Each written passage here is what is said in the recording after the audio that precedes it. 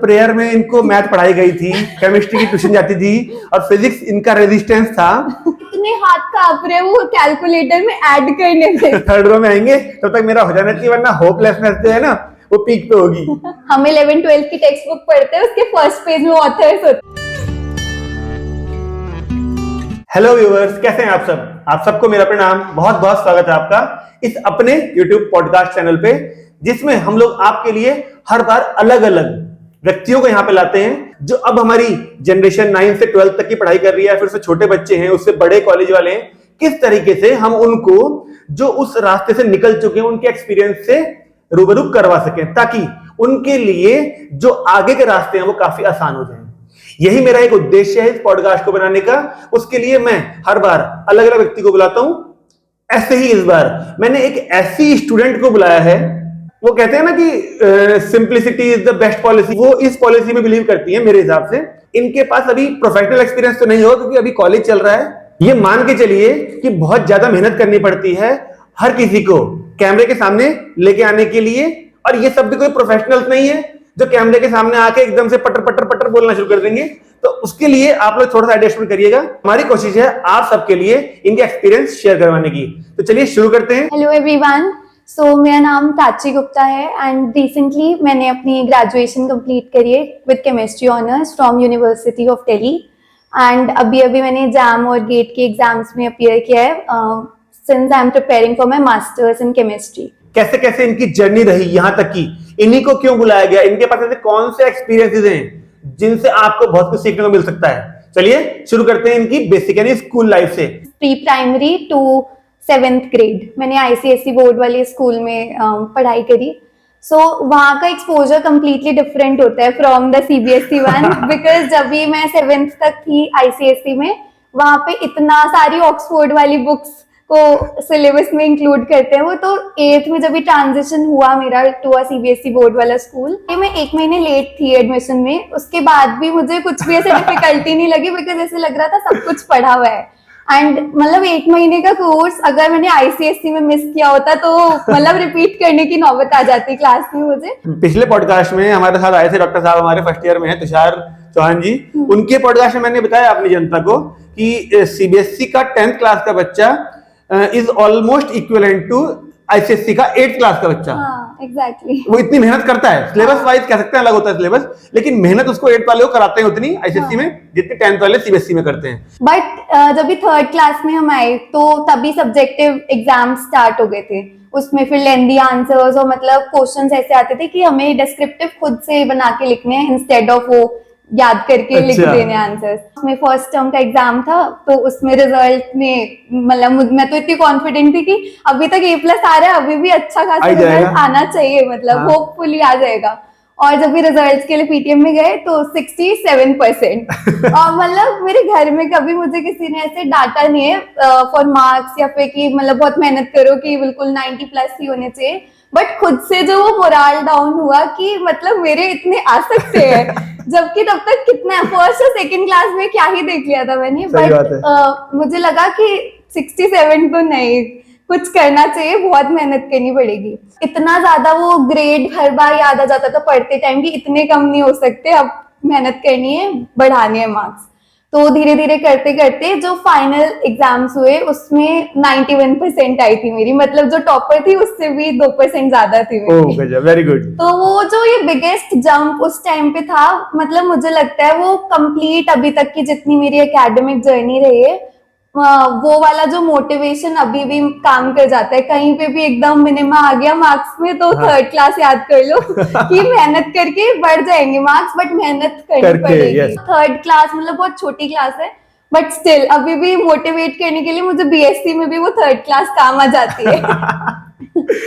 तो 10th class में थोड़ा सा चैलेंजिंग था कुछ सब्जेक्ट्स को लेके, मतलब मैथ्स और साइंस जैसे मुझे पसंद काफी था तो इजीली हो जाता था फिर भी।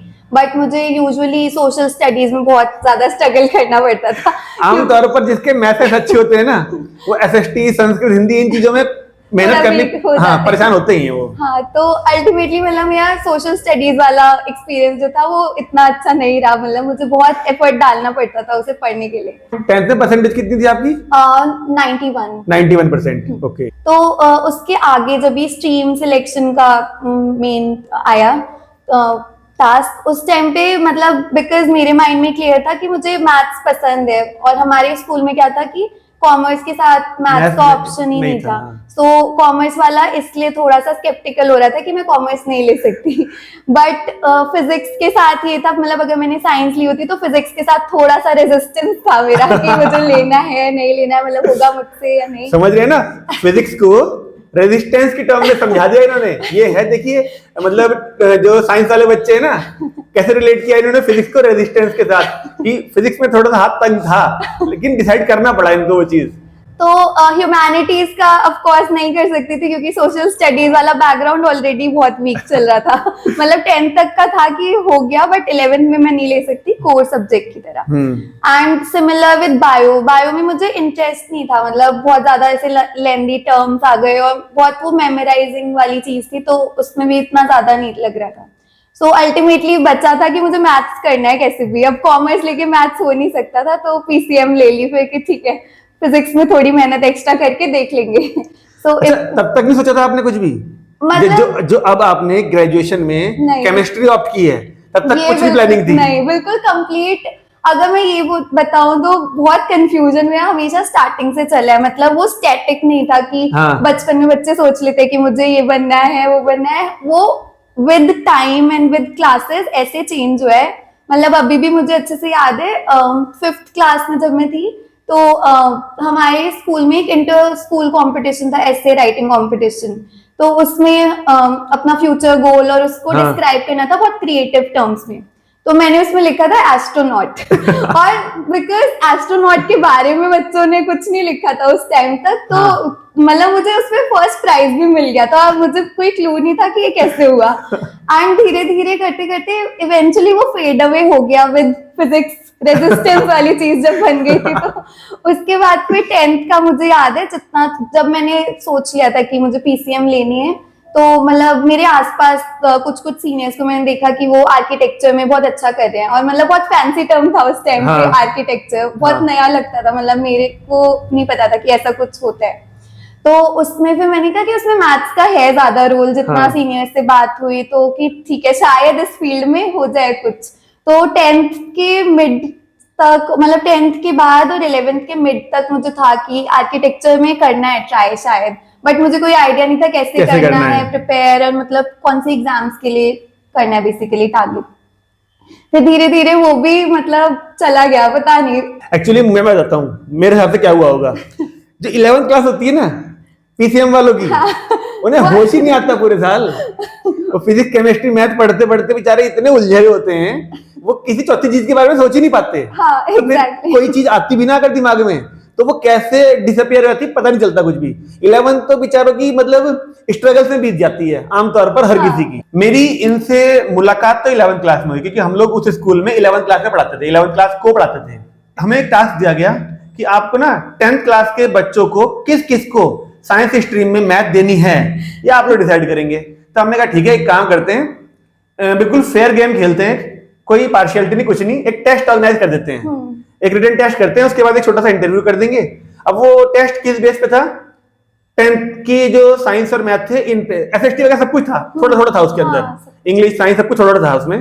तो मैथ के मेरे ख्याल से कोई 20 30 या 40 क्वेश्चन डाले गए थे उसमें, बिल्कुल बेसिक बेसिक, एक दो क्वेश्चन बढ़िया डाल दिए थे। मुझे सुनने में आया था कि प्राची गुप्ता नाम की लड़की है एक, वो 10th में अच्छी है पढ़ने में, इनकी बात कर रहा हूँ। तब तक मुलाकात तो ही नहीं थी क्योंकि हम 10th को पढ़ाते ही नहीं थे। अब जब मैंने इसकी कॉपी चेक करी तो चल गया पता कि हाँ भाई, जो जिस बच्चे ने लिखा है इस बच्चे के पास थोड़े कॉन्सेप्ट हैं, नॉलेज है इसे मैथ की, कह रही है मैथ अच्छी लगती थी, ठीक है। अब उसके बाद हुआ कि जब इंटरव्यू का नंबर आया, इंटरव्यू में चल गया पता प्राची गुप्ता कौन है। जब इंटरव्यू हुआ, बिल्कुल मतलब कहते हैं गुमसुम सी लड़की, चुप चुप सी डरती मतलब कांपती टाइप की लड़की आई है इंटरव्यू देने के लिए। हमने यही बोला बेटा कूल, शांत हो जाओ, ये अपने स्कूल के ही हैं हम लोग, तुम भी हमारे स्कूल के ही हो, अगर तुम्हें मैथ मिली तो हमें पढ़ाएंगे। तो घबराने की कोई जरूरत नहीं है, बिल्कुल शांत हो जाओ। ऐसे कुछ हो रहा था ना? हाँ ये याद है मुझे अच्छे से, बहुत ये पहली मुलाकात थी इसकी और मेरी, ठीक है ना? तो मैंने इसे ये बोला बिल्कुल बिल्कुल शांत हो जाए, जब तक शांत नहीं होगी ना, ठंडे नहीं होगे, तब तक कोई जवाब नहीं दे पाओगे। हालांकि हमें कोई खासा सवाल पूछने तो थे नहीं, कॉपी देख के सब कुछ चल ही जाता पता कि क्या क्या इन्होंने कर रखा है। अच्छा, थोड़ी बहुत चीजें पूछी, वो इन्होंने बता दी डरते डराते। खैर जैसे तो करके वो इंटरव्यू राउंड क्लियर हुआ। फिर 11th क्लास में इनको साइंस मिली और फिर इनकी जर्नी सुनते हैं आगे। तो 11th बहुत ज्यादा मतलब ऑफ कोर्स चैलेंजिंग, वो सीबीएसई आईसीएसई का डिफरेंस नहीं है, 11th is a different all together complete class जब भी 10th से स्विच करो 11th में। एंड मतलब मुझे बहुत टाइम तक लगता था कि एक ट्रांजिशन वाला फेज होना चाहिए, बिकॉज 10th के बाद बच्चे प्रिपेयर्ड नहीं होते बिल्कुल। कि 11th में एकदम सिलेबस इतना बढ़ जाएगा। एंड या तो 10th का सिलेबस थोड़ा सा हाई करना चाहिए, हाँ, या 11th का थोड़ा सा लो करना चाहिए। हाँ मतलब वो बहुत डिफरेंस आता होता ही है। तो वो एकदम से कोप अप नहीं कर पाते बच्चे। एंड इवेंचुअली क्लासेस जब अगर जुलाई में स्टार्ट हो रही है तो पहले के 2-3 महीने जा चुके होते हैं। बिल्कुल। और उसमें सब बच्चे इसमें कंफ्यूजन में वो रहते हैं कि हमें स्ट्रीम कौन सी लेनी है, रिजल्ट कैसा आएगा। तो अल्टीमेटली अगर कोई ट्यूशंस पढ़ भी रहा है या फिर नहीं भी, तो वो सीरियसनेस नहीं आ सकती पहले कि 11th के लिए बच्चे प्रिपेयर करने लग जाएं। बिल्कुल। तो 11th जैसे स्टार्ट हुई तो शुरू का जो फर्स्ट यूनिट टेस्ट थे उसमें तो पूरी क्लास का ही बिल्कुल हाल बेकार था, बिल्कुल कोई मार्क्स ही नहीं आते थे। फिर उस टाइम पे आके रियलाइज हो गया कि अभी फ्यूचर का सोच के ने से बेटर है कि अभी बिल्कुल अभी बस प्रेजेंट सिलेबस पे फोकस करो, 11th अच्छे से करनी है एंड देन 12th का देखेंगे। तो एस्ट्रोनॉट, आर्किटेक्ट सब कुछ जा चुका था उस पॉइंट तक, क्योंकि मेरे घर में किसी का ऐसे साइंस बैकग्राउंड से बिलोंग नहीं करते थे। तो मतलब मम्मी पापा को बहुत टेंशन हो रही थी कि कैसे करेगी मतलब साइंस खुद से। और अभी तक ट्यूशंस का मैंने ऐसे एक्सप्लोर किया नहीं था, क्योंकि 10th तक तो हो गया था खुद से सेल्फ स्टडी करके। घर पे सब बहुत परेशान थे कि कैसे कर लेगी खुद से। और प्लस जब देख रहे होते थे कि मतलब मैं बोल रही हूँ कि मैथ्स तो बिल्कुल डिफरेंट हो गई, अब 10th तक तो हो जाता था मम्मा, लेकिन अब नहीं हो रहा है। छोटे शहरों में या फिर कह लो बड़े शहरों में एक मेंटेलिटी है हर किसी की, 11th में आ गया ना बच्चा तो कोचिंग तो लगानी पड़ेगी।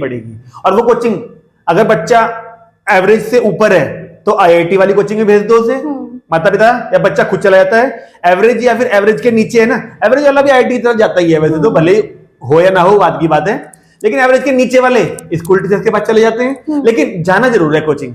इनकी जर्नी सुनते हैं, इनका क्या क्या हुआ।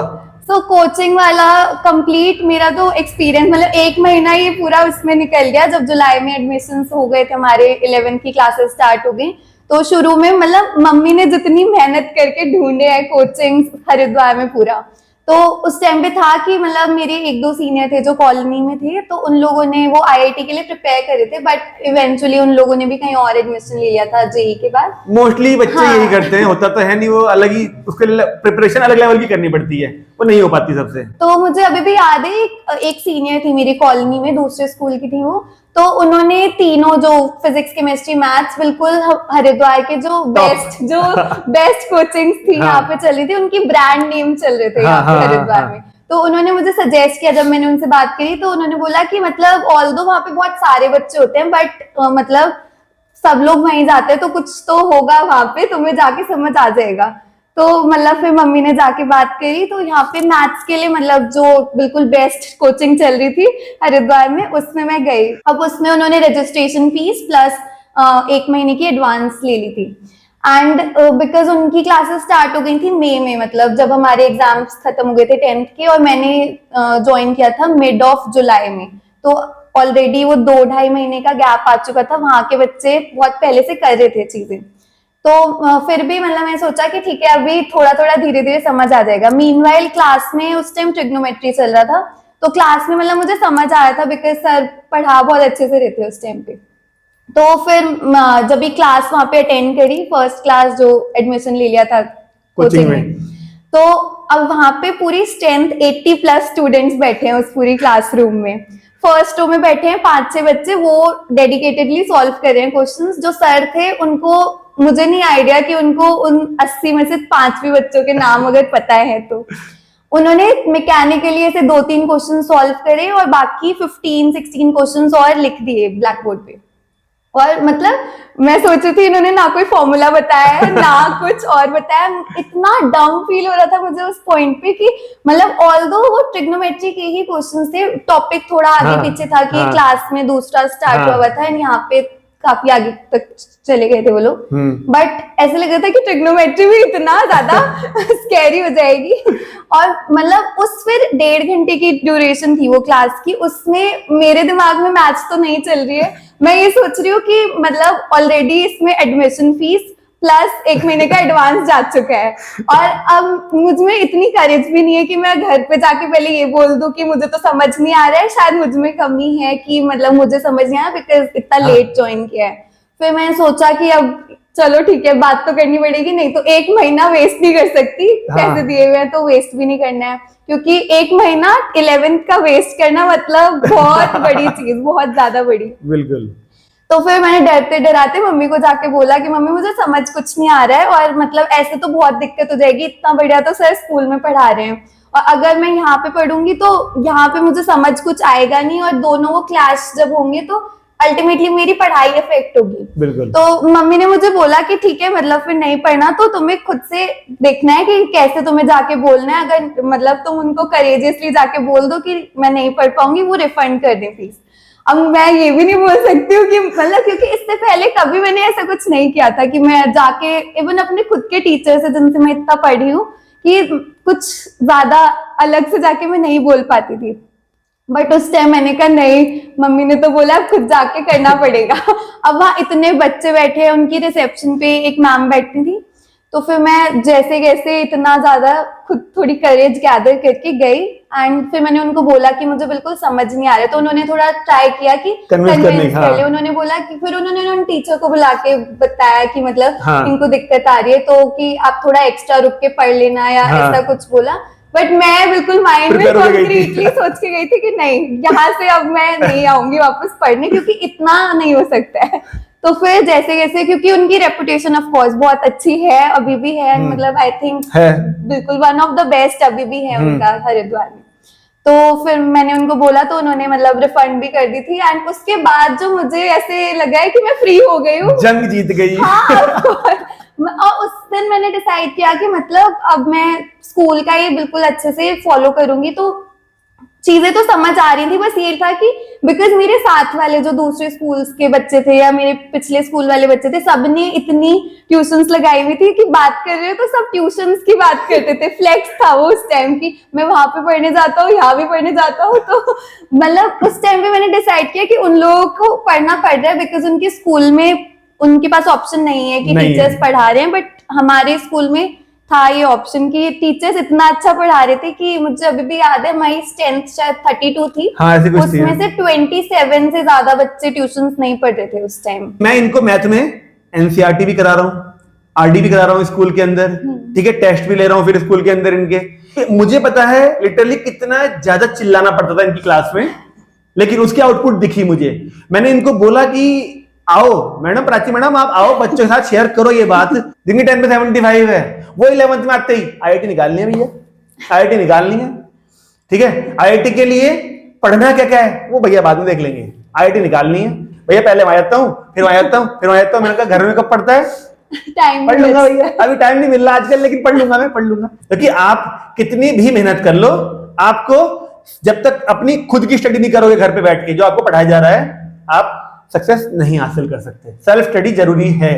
बच्चे क्यों कोचिंग ना जाएं इसके 11th क्लास में, हमें उसके लिए पूरी 11th क्लास में मेहनत करनी पड़ी इनके साथ, तब जाके 12th क्लास में इन लोगों को कोचिंग नहीं जानी पड़ी। रिजल्ट कैसा आया फिर इनसे जानते हैं, कितना टाइम इनके पास बचता था वो सब जानने की कोशिश करते हैं इनसे। सो टाइम का तो सच में 11th में बिकॉज स्कूल में कंप्लीट इतनी क्लासेस चल रही हैं, उस सब के बाद जब वापस आओ तो अगर ट्यूशंस में बच्चे इन्वॉल्व हैं, जैसे मुझे याद है मेरे कुछ फ्रेंड्स थे दूसरे स्कूल वाले, तो उनमें से एक बताया था उसके पास फिजिक्स केमिस्ट्री मैथ के साथ कंप्यूटर साइंस थी, तो उसकी चारों ट्यूशंस थी, और उसकी ट्यूशंस का अगर मैं सुनती थी तो वो कई बार उसको स्कूल मिस करना पड़ता था बिकॉज उसको ट्यूशंस फॉलो करता था वो इतनी ज्यादा रिलीजियसली।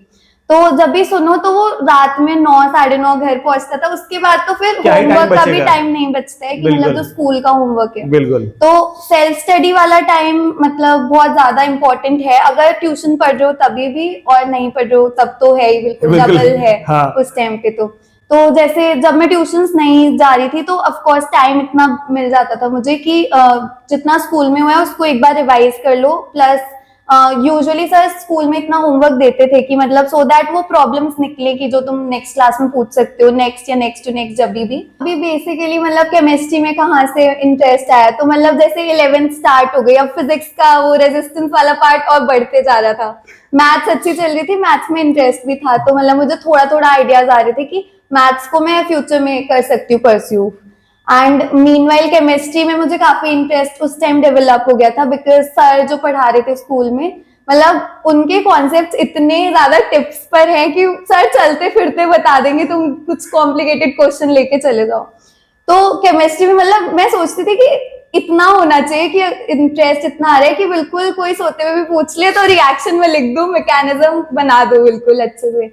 तो धीरे धीरे करके केमिस्ट्री में इंटरेस्ट उस टाइम बढ़ता गया, फिर मतलब जस्ट बिकॉज मुझे केमिस्ट्री पढ़ने का मन ज्यादा करता था, इसलिए मैंने उसमें सर से ट्यूशन लगवाई थी कि मतलब मुझे ज्यादा टाइम मिल जाएगा केमिस्ट्री दोबारा पढ़ने के लिए। तो मुझे घर में मतलब मेरी दीदी जो है एल्डर सिस्टर, वो मुझे बोलती थी कि यूजुअली बच्चे वो ट्यूशन लगाते हैं जो वीक होते हैं, और तेरा सबसे वीकेस्ट मुझे पता है फिजिक्स चल रहा है, तो तुझे उसके लिए ट्राई करना चाहिए। एंड मतलब मेरा इतना कॉन्फिडेंट रिप्लाई होता था कि मतलब मुझे ट्यूशन का इसलिए जरूरत नहीं है, क्योंकि मतलब स्कूल में इतने अच्छे से परमेश्वर सर भी करा रहे थे फिजिक्स, और मनु सर तो मैथ्स करा ही रहे थे अच्छे से।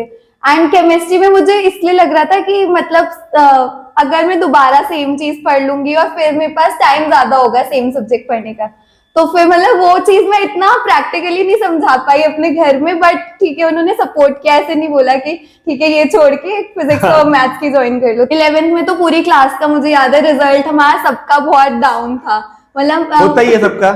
तो मतलब मेरे हाईएस्ट थे तभी भी 78 79 ऐसे कुछ थी परसेंटेज। तो उस टाइम पे मतलब बिकॉज ऑफ कोर्स पेपर बहुत टफ भी बनाया था टीचर्स ने, बट क्योंकि वो मेहनत कर रहे थे तो उनको रिजल्ट वो एक्सपेक्ट करते भी हैं और मतलब डिजर्व भी करते हैं कि उनको हम रिजल्ट दिखाएं। 12th का बिल्कुल बहुत ज्यादा केओटिक हो गया था, मेरी 2 बार तबियत बिल्कुल मेजरली ऐसे खराब हुई कि मुझे एक हफ्ते की छुट्टी लेनी पड़ गई स्कूल से।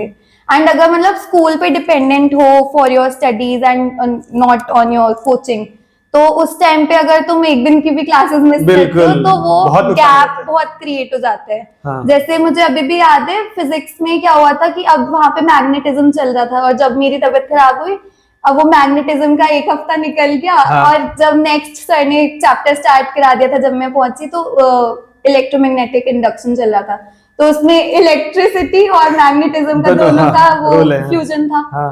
अब इलेक्ट्रिसिटी वाला तो आ रहा है समझ, मैग्नेटिज्म के जहां भी कुछ भी डेरिवेशन या कुछ कोई सा लिंक कर रहे हैं वो मुझे बिल्कुल ब्लैंक, ये क्या हो गया। और अब उस चक्कर में मेरी 2 यूनिट्स ऑलरेडी खत्म हो चुकी है, क्योंकि मैग्नेटिज्म आधा अधूरा और इलेक्ट्रोमैग्नेटिक इंडक्शन बिल्कुल खत्म। और फिर अब फिजिक्स तो बढ़ती जा रही है जो मुझे नहीं आ रही है। और सिमिलरली मैथ्स में ऐसे मेरा 3D ज्योमेट्री वाला चैप्टर था, वो सबसे इजीएस्ट चैप्टर है, लेकिन क्योंकि मैंने क्लासेस मिस करी थी और खुद से फिर मैं दोबारा टाइम उस पर नहीं दे पाई, तो इवन प्री बोर्ड्स में भी मुझसे इजीएस्ट से इजीएस्ट क्वेश्चंस नहीं हो रहे हैं 3D ज्योमेट्री के, डिफरेंशियल इक्वेशन के। तो जब इतने इजी चैप्टर्स मैं कर नहीं पा रही हूँ तो वो खुद के लिए बहुत ऐसे हो रहा था कि मतलब अब बोर्ड्स धीरे धीरे आ रहे हैं और कैसे होगा, क्योंकि वो क्लासेस मिस हो गई थी।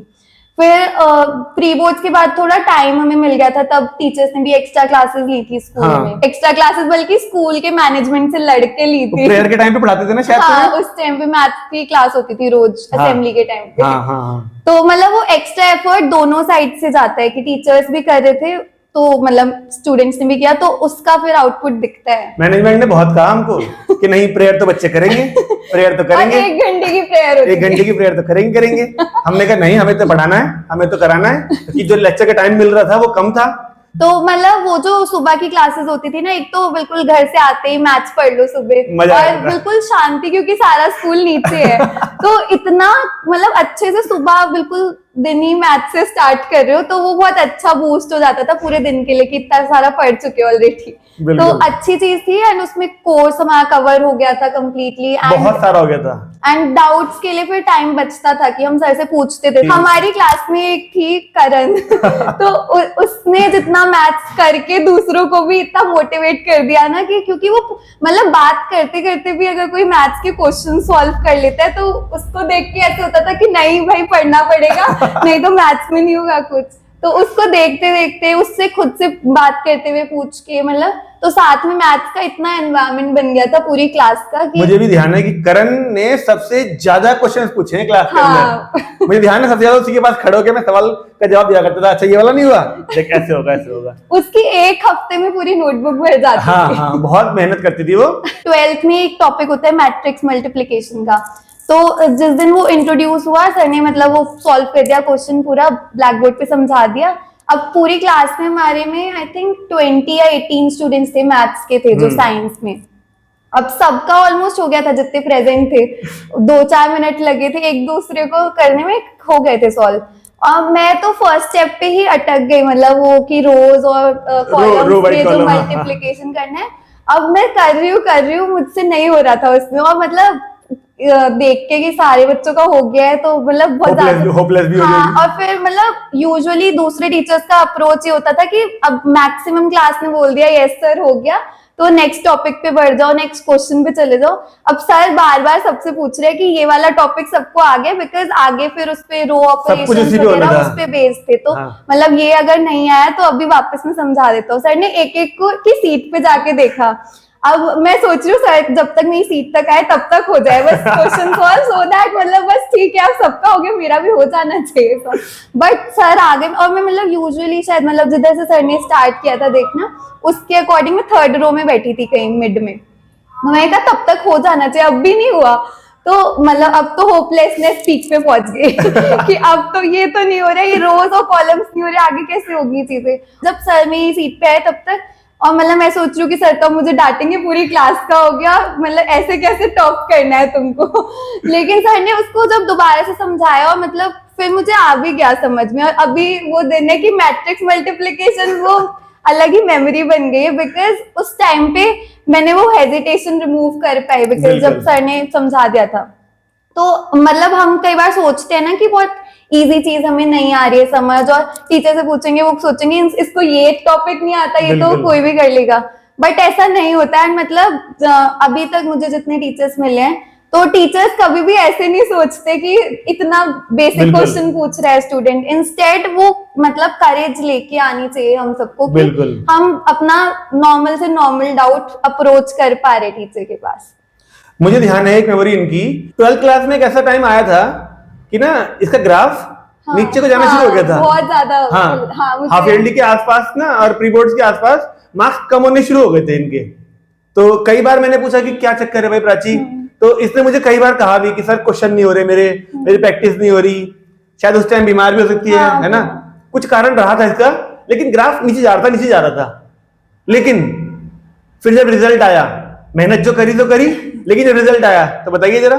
2 बार मेरी तबीयत इतनी खराब हो गई, मेरे घर में रेनोवेशन चल रहा था और मतलब मैंने मम्मी को बोला था कि मेरे प्री बोर्ड्स तक हो जाना चाहिए खत्म ताकि मैं फोकस करके घर में पढ़ाई कर पाऊं।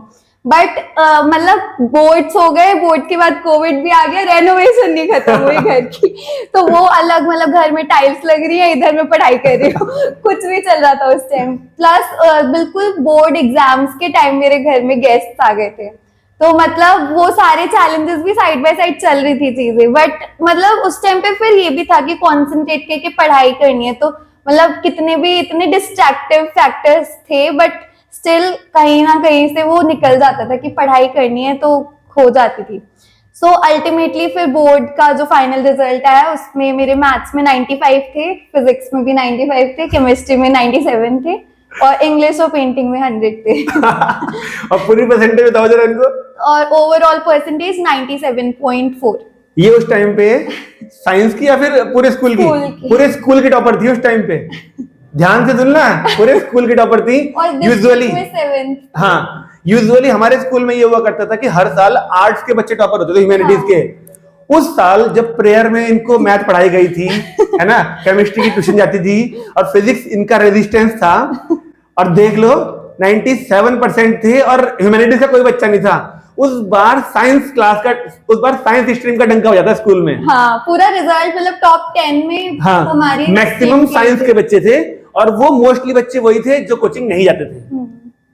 तो इसीलिए मैंने कहा कि इनका बैच स्पेशली इतना मेमोरेबल है हमारे लिए कि हम लोग चाह के भी नहीं भूल सकते। जब आपका स्कूल में रिजल्ट आया कि आपने स्कूल टॉप किया है और डिस्ट्रिक्ट में आप 7th पोजीशन पे थी, तो उसके बाद का एक्सपीरियंस कैसा था?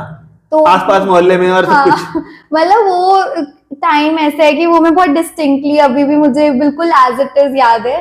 तो जुलाई 13 या 12 को रिजल्ट डिक्लेयर हुआ था हमारा। तो इनिशियल पहले तो वो रिजल्ट वाला ही जो इतना माहौल, क्योंकि 4 घंटे तो वो वेबसाइट इतनी क्रैश हो रही थी कि चलती नहीं है सीबीएसई की। तो रिजल्ट तब तक डिक्लेयर होने के बाद भी पता नहीं चल रहा था। तो कहीं शाम को जाके मतलब स्कूल से कॉल आया था, तभी पता लगा मुझे कि रिजल्ट का उन्होंने फोटो भेजा था। उसमें भी अब मेरे साथ क्या हुआ, मैंने उसमें इतना छोटा छोटा फॉन्ट में लिखा है।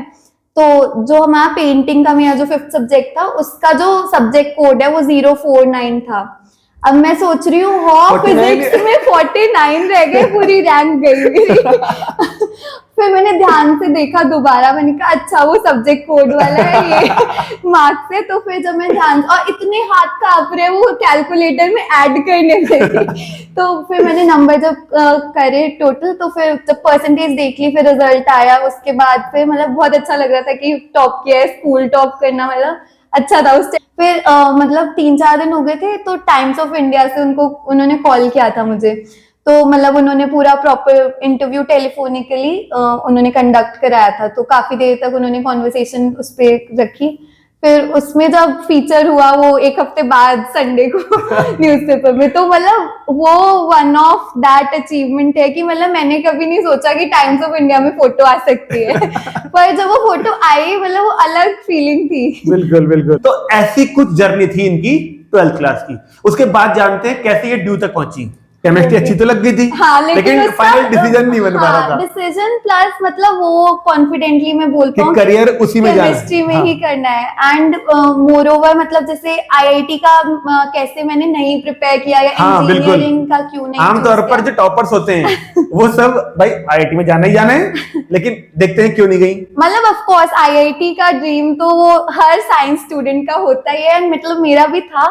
बट जितना मुझे याद है कि क्लैरिटी मेरी इस पॉइंट पे थी कि मुझे इंजीनियरिंग में नहीं जाना है उस टाइम पे, मतलब क्योंकि मैं इंजीनियरिंग के लिए क्लियर थी कि मुझे करना नहीं है। बट मतलब मुझे अभी भी अच्छे से याद है दीदी का इतना ज्यादा पैशन था मुझे ड्रॉप करवाने का, या फिर इसलिए कि मतलब मैं आईआईटी चले जाऊं। उनको बहुत मतलब वो अभी भी बोलती है मुझे, तूने इंजीनियरिंग क्यों नहीं करी।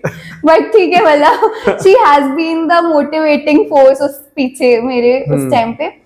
तो उन्होंने मेरा जेई का फॉर्म भर दिया था। एंड मुझे याद है जनवरी वाला जेई मेंस का मैंने नहीं अपियर भी नहीं किया था, और मैं प्रिपेयर भी कर ही नहीं रही थी बिकॉज क्लियर था कि प्रिपरेशन नहीं करनी है। ये तो क्लियर था कि क्या नहीं करना। हाँ, ये क्लियर नहीं था कि करना क्या है।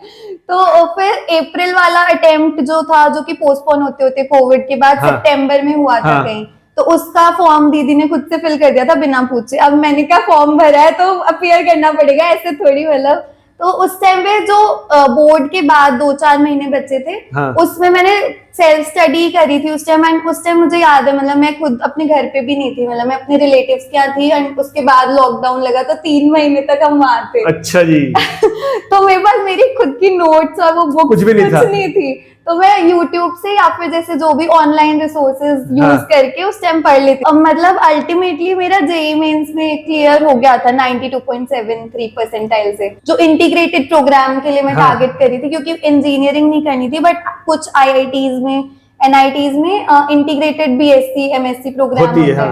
तो मैं सोचा था अगर अच्छी रैंक आ गई तो उसमें के लिए मैं टारगेट कर सकती हूँ। बट मतलब रैंक के अकॉर्डिंग मुझे ऐसा कोई प्रॉपर्ली कॉलेज अच्छा नहीं मिला जो मैं सोच रही थी। तो फिर मतलब फिर जेईई वाला वहां से हो गया कंप्लीट। उसके बाद क्योंकि माइंड में ये क्लियर था कि फिजिक्स तो नहीं करनी है, और मैथ्स और केमिस्ट्री में बहुत कंफ्यूजन चल रहा था, और मतलब इंजीनियरिंग भी नहीं करनी, तो अल्टीमेटली जो था वो वॉर बीच में हाँ। कि केमिस्ट्री ऑनर्स करनी है या फिर मैथ्स ऑनर्स करनी है।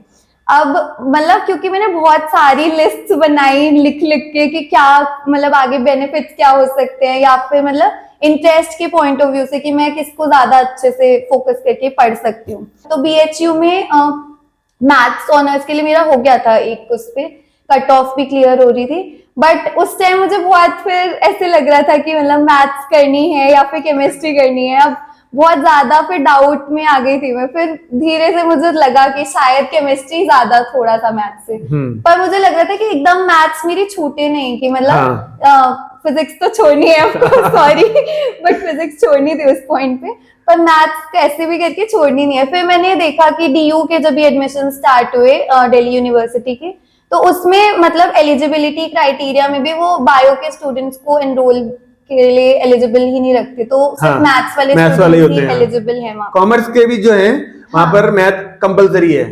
हाँ, डीयू में। हाँ। तो मतलब उसका एप्लीकेशन प्रोसेस देख के फिर मैंने सोचा कि मतलब जब वो मैथ्स मांग ही रहे हैं तो कहीं ना कहीं होगा आगे होगा, मैथ्स मिल जाएगी। तो जब मैंने ये चीज देखी फिर मैंने कहा ठीक है, केमिस्ट्री ऑनर्स ऑप्ट कर सकते हैं इस पॉइंट पे। और मतलब अभी भी मुझे याद है कि 12th के बाद मुझे लगता था कि ये वन ऑफ द बेस्ट वो हो जाएगा कि अब इसके बाद कोई कंफ्यूजन नहीं आएगा, बट ऐसे नहीं होता, कंफ्यूजन आगे बढ़नी है। तो even if you don't have वो वाली चीज कि मुझे क्या करना है, वो लिस्ट क्रिएट कर लो कि जो नहीं करना है उसको कट कम से कम उन्हें कट तो कर दो। वो रिफाइन होते होते मतलब 2-3 ऑप्शंस बचेंगे, उसमें से फिर मतलब यू कैन डिसाइड कि तुम्हें क्या करना है, तुम्हारे लिए जो चीज बेस्ट वर्कआउट कर जाए। बिल्कुल। मतलब मेरा एग्रीगेट बन रहा था 95 पॉइंट कुछ पीसीएम का।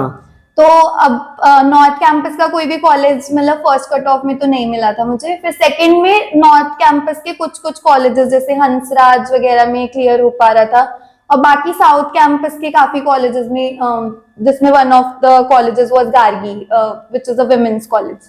तो मतलब उस टाइम पे ओवर हाइप्ड तो नॉर्थ कैंपस ही था, और मतलब मेरा भी था कि मुझे शायद उधर हिंदू में मिल जाता, तो मुझे बहुत लग रहा था कि हिंदू में मिलता तो मैं ले लेती वहां पे एडमिशन, बट हिंदू तो नहीं मिला, वो फुल हो चुका था फर्स्ट कट ऑफ के बाद ही। तो बाकी फिर मतलब मैंने दूसरे किसी नॉर्थ कैंपस के कॉलेज में लेने का खुद से सोचा भी नहीं, बिकॉज फिर मैंने जब भी इतने सारे मतलब रिव्यूज पढ़े उस पे इंटरनेट पे, बाकी एक दो सीनियर से बात करी, तो उन्होंने सजेस्ट किया कि मतलब साउथ कैंपस के गर्ल्स कॉलेजेस अच्छे हैं मतलब, एंड उसमें भी जब मैंने केमिस्ट्री डिपार्टमेंट के बारे में पढ़ा गार्गी कॉलेज का, तो मतलब उसमें वन ऑफ द बेस्ट ही बताया हुआ था उन सब में। तो मतलब मैंने फिर उसके लिए ट्राई किया, एंड माइंड में यही क्लियर था कि अगर स्विच करना है, क्योंकि एक बार स्विच करने का ऑप्शन था कि हम अपना एडमिशन लेने के बाद भी विड्रॉ करके दूसरे में ले सकते थे डीयू में, अगली किसी कट ऑफ में अगर कहीं क्लियर हो रहा है। तो उसमें मैंने क्लियर किया हुआ था माइंड में कि अगर मिरांडा मिल गया तो मैं कर लूंगी विड्रॉ, अदरवाइज ठीक है गार्गी में ही ठीक है। तो लास्ट कट ऑफ तक मैं वेट करती रही कि मतलब हो जाए क्लियर, और 1 मार्क से रहा था बिल्कुल 7th कट ऑफ में भी। अच्छा। तो मिरांडा नहीं हुआ, बट अब अगर मैं अपना वो पिछला 3 साल का एक्सपीरियंस देखूं बैचलर्स डिग्री का, तो मतलब मुझे लगता है that has been the best decision कि मैंने गार्गी ऑप्ट किया उस टाइम पे, बिकॉज जो एटमॉस्फेयर, एम्पावरमेंट और एनवायरमेंट मिला वहां पे गार्गी में, पूरा डिपार्टमेंट, सारे प्रोफेसर्स, मतलब बैचमेट, सब कुछ इतना अच्छा रहा था कि मतलब उसका लर्निंग फेज इतना नेक्स्ट लेवल का मिल गया कि एक्सपोजर फ्रंट पे बहुत अलग चीजें हुई उस टाइम पे। तो मैंने फिर गार्गी में एडमिशन ले लिया उस टाइम। ऑनर्स डिग्री बहुत सब्जेक्ट स्पेसिफिक है। फॉर एग्जाम्पल मतलब अगर जैसे मैंने केमिस्ट्री ऑनर्स किया है तो 3 साल में जो कोर सब्जेक्ट्स हैं वो सिर्फ केमिस्ट्री के होंगे, तो उसमें for example organic, inorganic, physical, तो इनिशियल 2 इयर्स में तो इनके कोर्सेज रहते हैं, एंड जो 3rd ईयर होता है उसमें फिर application part, synthetic chemistry, molecular, industrial chemistry आती है, इंडस्ट्रियल केमिस्ट्री, कॉस्मेटिक्स, ये सारे मतलब केमिस्ट्री की डिफरेंट ब्रांचेस को स्टडी करने मिलते हैं 3rd ईयर में। हाँ, कोर साइंस में बैचलर्स के बाद प्लेसमेंट्स के बहुत रेयर हैं अभी ऑप्शंस, उतने नहीं है कि आपको एकदम जैसे बीटेक के बाद आपको एक अशोर्ड जॉब मिल जाती है, मतलब मोस्ट ऑफ द स्टूडेंट्स को जो अप्लाई कर रहे हैं, अदरवाइज अगर वो मास्टर्स के लिए प्रिपेयर करना चाहते हैं तो that is their call. But BSc के जस्ट बाद एकदम प्लेसमेंट मिल जाना मतलब सबको नहीं मिलता। एक कंपटीशन होता है पाथफाइंडर। ओके। तो उसमें साइंस स्ट्रीम के मतलब तीनों स्ट्रीम्स के लिए होता है, कॉमर्स साइंस आर्ट्स। बट हमारे वाले में जो था तो साइंस स्ट्रीम के जितने भी कोर्सेज हैं पूरे कॉलेज में, मतलब physics honours, maths honours, chemistry honours, बाकी प्रोग्राम वाले बच्चे, हाँ। लाइफ साइंसेज, जूलॉजी, बॉटनी, सारे इन सब के स्टूडेंट्स उसके लिए पार्टिसिपेट कर सकते हैं इन अ ग्रुप ऑफ 2 और 3 कि उनको रिसर्च प्रोजेक्ट करना है अंडर सम प्रोफेसर्स हमारे कॉलेज की। तो उसमें एक अपॉर्चुनिटी मिलती है कि बच्चे एक्सप्लोर कर पा रहे हैं कि खुद से उन्होंने कुछ क्रिएट करा है, सिंथेसाइज किया है नया कोई सोल्यूशन या फिर कोई भी एग्जिस्टिंग नॉलेज जिसपे वो अपना प्रेजेंट करना चाहते हैं वर्क। तो मतलब कंप्लीट जब हमने अपना प्रोजेक्ट प्रपोजल दिया था उससे लेके जब फाइनल प्रेजेंटेशन हो गई, कंप्लीट 6 महीने का हुआ था ये प्रोजेक्ट। ओके। और 3rd ईयर के टाइम पे हुआ था ये। हाँ। एंड हमने इसमें synthesis of bioplastic from starch using silver nano particles incorporated with cocoa powder and turmeric. बहुत बड़ा नाम है ना। तो मतलब जो ये प्रोजेक्ट था, हमने 3 लोग थे मेरी क्लास के, थे 2 और थे मेरी फ्रेंड्स। तो हम लोगों ने हमारे 2 प्रोफेसर्स के अंडर किया था। तो ये बेसिकली ग्रीन केमिस्ट्री का पार्ट था और उसमें नैनो टेक्नोलॉजी भी इन्वॉल्व थी। उसमें हमारा फर्स्ट प्राइज आया था। तो धीरे धीरे जब हम वो प्रोजेक्ट के लिए एक्सपेरिमेंट कर रहे थे, प्लस मुझे लैब हमेशा से पसंद था, मतलब स्कूल में भी लैब अच्छी लगती थी और यहाँ पे तो आके इतना 4-4 घंटे की लैब मिल रही है तो तब भी उसके बाद भी अच्छी लगती थी लैब। तो अल्टीमेटली मतलब उससे रिसर्च साइड मुझे बहुत इंक्लिनेशन फील होने लगा कि मतलब मे बी ये वाला ऑप्शन में ट्राई कर सकती हूँ करियर के लिए। हाँ। तो मतलब फिर उसमें जब फर्स्ट प्राइज आया था और मतलब वो बहुत अपने आप में अलग अचीवमेंट था, बिकॉज हमारे कॉलेज का one of the most prestigious award है पाथफाइंडर।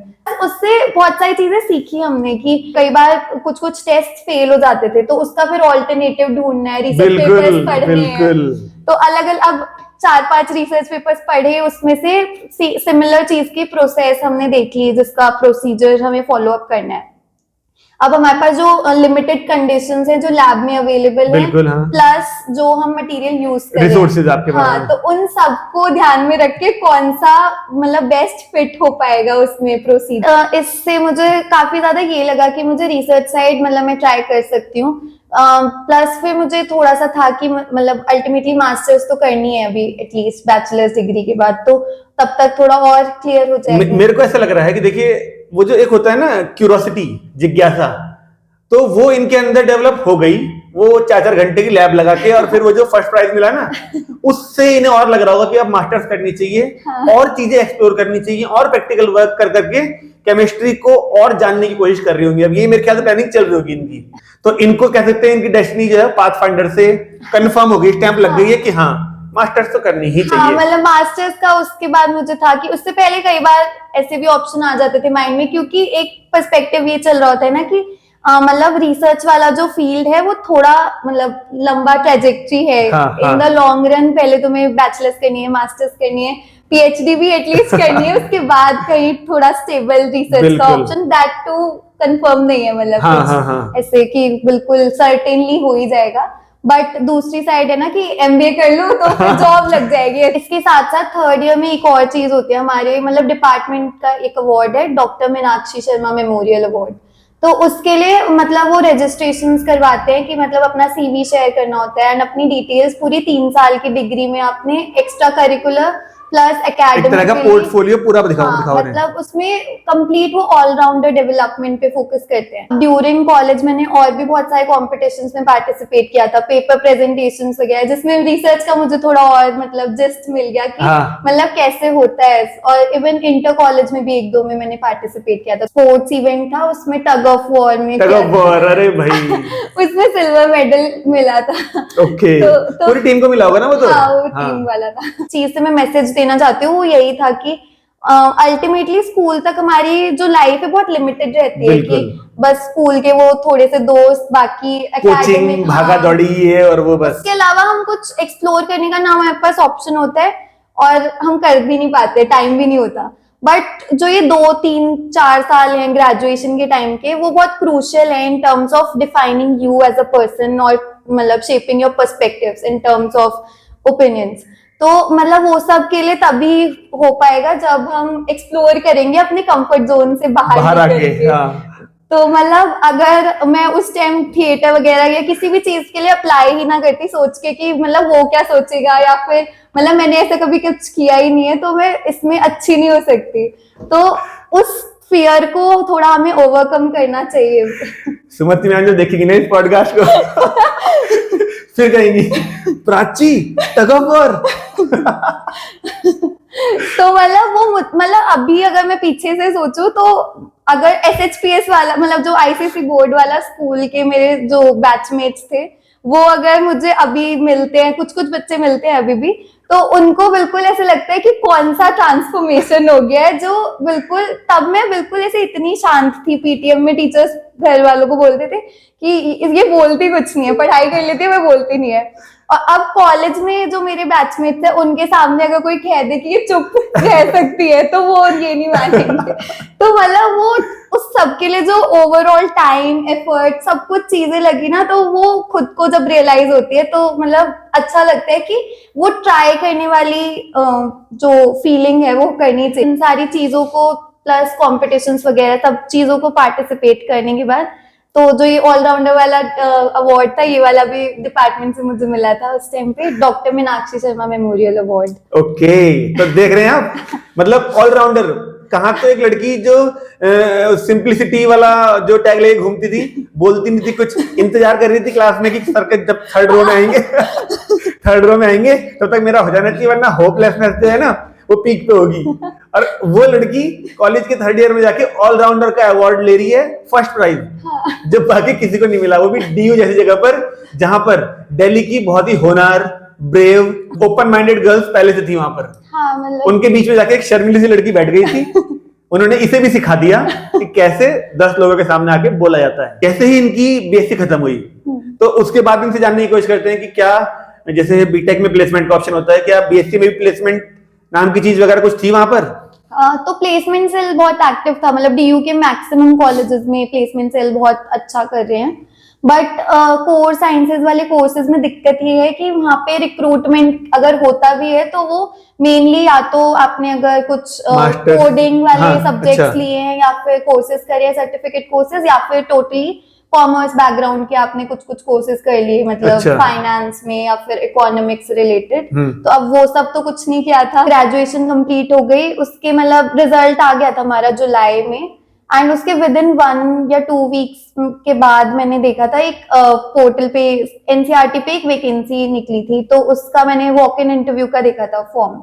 तो उसमें क्या था, मतलब मैंने जब भी पढ़ा तो उसकी एलिजिबिलिटी के लिए मैं मतलब क्राइटेरिया फुलफिल हो रहा था कि उनको ग्रेजुएशन चाहिए थी कंप्लीट, और बाकी एक मतलब फ्रेशर्स के लिए था वो एलिजिबल, प्लस वो केमिस्ट्री में ही थी, मतलब तो Okay. जो वैकेंसी थी वो प्रोजेक्ट बेस्ड पोस्ट के लिए थी, एंड एक ही पोस्ट थी उसमें, तो वो केमिस्ट्री की इम्प्लीमेंटेशन के लिए था, development project in accordance with new education policy जो 2020 हाँ। वाली है। तो उसके लिए फिर मतलब मैंने सिर्फ इस ऑब्जेक्टिव के साथ कि ठीक है, क्योंकि कोई इंटर्नशिप्स ऐसे कॉन्क्रीटली नहीं करी थी कॉलेज टाइम में, प्लस कोई दूसरा सर्टिफिकेट कोर्स भी नहीं किया था, तो मतलब एक्सपीरियंस होना चाहिए कि हम इंटरव्यू में कैसे अपीयर कर रहे हैं। सही बात है। तो सिंस वो अपॉर्चुनिटी के लिए एलिजिबल थी तो मैंने कहा ठीक है, अपने वो सारे अपनी जितनी भी डिटेल्स हैं, सर्टिफिकेट्स, उन सबको कंबाइन करके अपीयर तो कर लेती हूँ मैं इंटरव्यू के लिए। तो जब इंटरव्यू के लिए गए, अब वहां पे बहुत सारे बच्चे आए हुए थे, मतलब वहां पे मैंने 1-2 के देखे रेज्यूमे वगैरह, उनकी MTech भी हुई थी और पोस्ट एक थी। अब मतलब इंटरव्यू और मतलब सारे इतने सीनियर्स आए हुए और बहुत ऐसा लग रहा था कि बहुत छोटे हैं हम, तो जैसे आगे देने के लिए इंटरव्यू।